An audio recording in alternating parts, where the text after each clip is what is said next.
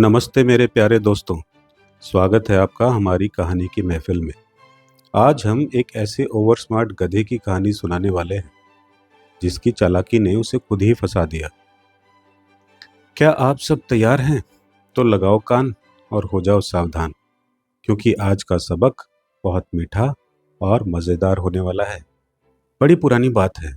हरे भरे गांव में रामू नाम का एक मेहनती व्यापारी रहता था। रामू जी का काम था नमक का। अब आप सोचेंगे, नमक? हाँ, वही नमक जो सब्जी में डालते हैं। रामू जी की उम्र बढ़ रही थी, तो उन्होंने सोचा क्यों ना एक साथी को काम पर लगाया जाए। और इस तरह उनकी जिंदगी में एंट्री होती है चालाक की।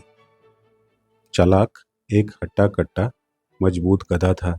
लेकिन प्यारे दोस्तों, इस चालाक में एक बड़ी गड़बड़ थी। यह था आलस का बादशाह।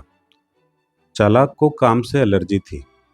वह रोज सोचता, काश कोई शॉर्टकट मिल जाए, बिना मेहनत किए आराम मिल जाए। रामू और चालाक का रोज का नियम क्या था? नमक की बोरी ला दो और नदी पार करो। हर दिन नदी पार करते समय पानी चालाक के पेट तक आता था और बेचारे को बोरी का वजन बहुत महसूस होता था।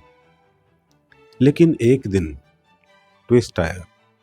जैसे ही चालाक नदी के बीच में पहुंचा, उसका पैर एक चिकने पत्थर पर फिसला और धड़ाम, चालाक जी गए पानी के अंदर। रामू तो घबरा गया और तुरंत उसने उठाया बेचारा चालाक। पर जैसे ही चालाक नदी से बाहर निकला, उसने क्या महसूस किया? अरे, ये बोरी तो हल्की हो गई, जैसे किसी ने इसका सारा वजन चुरा लिया हो। असल में क्या हुआ बच्चों? आप जानते हैं, नमक पानी में घुल जाता है। बोरी का आधा नमक पानी में मिल गया और चालाक का बोझ हो गया आधा। अब हमारे चालाक के दिमाग में बत्ती जल उठी। वह मन ही मन बोला, वाह, यह तो कमाल हो गया। यह तो मेरे लिए सोने की मुर्गी है। वही नमक घोलने वाली नदी। अब रोज रोज मेहनत कौन करे? अब तो मैं रोज पानी में डुबकी लगाऊंगा। अगले दिन चालाक ने क्या किया? वह नदी तक पहुंचा और इस बार जानबूझकर उसने अपने घुटने मोड़े और धड़ाम से पानी में गिर गया। रामू को लगा, अरे, इसे तो फिर चोट लग गई। लेकिन जैसे ही चालाक उठा, उसकी बोरी फिर हल्की। चालाक ने इसे बना लिया अपना रोज का काम, रोज की आदत। रोज नदी में डुबकी, रोज हल्का बोझ। आलस से क्या है शॉर्टकट, उसे बड़ा मजेदार लग रहा था। पर रामू रामू बेचारा सोचता, नमक में नुकसान हो रहा था और वो बहुत परेशान था। वह जानता था कि उसका गधा इतना कमजोर तो नहीं हो सकता कि रोज ही गिर जाए। उसने ध्यान से देखा और फौरन समझ गया, यह तो गधे की एक्टिंग है। रामू मुस्कुराया, लेकिन वह मुस्कान गुस्से वाली थी। उसने मन में कहा, मेरे प्यारे चालाक, तुम मुझे नहीं खुद को मूर्ख बना रहे हो। तुम्हें सबक सिखाना पड़ेगा, और सबक ऐसा कि जिंदगी भर याद रहे। रात को रामू ने किया एक मास्टर प्लान। अगले दिन रामू ने चालाक की पीठ पर नमक नहीं लादा, बल्कि रुई की बहुत बड़ी बोरी लाद दी। वही रुई जिससे तकिए बनते हैं। रुई हल्की होती है, इसलिए चालाक मन ही मन बहुत खुश हुआ।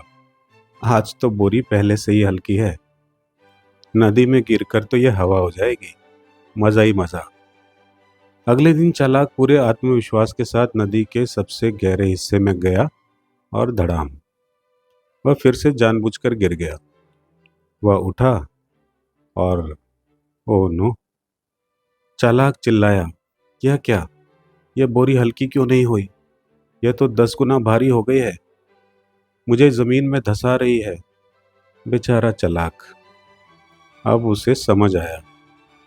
प्यारे बच्चों, रुई का स्वभाव नमक से बिल्कुल उल्टा होता है। रुई पानी में घुलती नहीं, बल्कि सारा पानी सोख लेती है।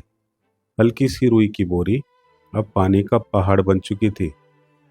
रामू किनारे पर खड़ा था। उसने कहा, क्या हुआ मेरे दोस्त चालाक? आज तुम्हारा शॉर्टकट काम नहीं आया। यह सिर्फ रुई का बोझ नहीं है बेटा, यह तुम्हारी मूर्खता और आलस्य का बोझ है।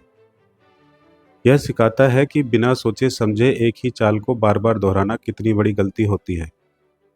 उस दिन चालाक को सबक मिल गया।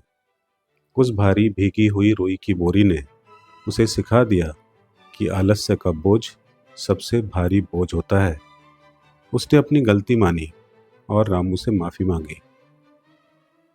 और क्या आप जानते हैं, उस दिन के बाद चालाक ने कभी भी नदी में गिरने की एक्टिंग नहीं की। वह एक मेहनती और समझदार गधा बन गया। तो मेरे दोस्तों, कहानी से हमें क्या सीख मिलती है?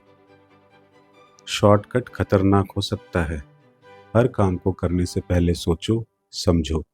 जो तरीका एक जगह काम आए, जरूरी नहीं वो दूसरी जगह भी काम करेगा। दोस्तों, आलस्य छोड़ो। आलस्य आज तो अच्छा लगता है, पर कल यही आपकी जिंदगी का सबसे भारी बोझ बन जाता है। असली शक्ति जो है वो मेहनत में है।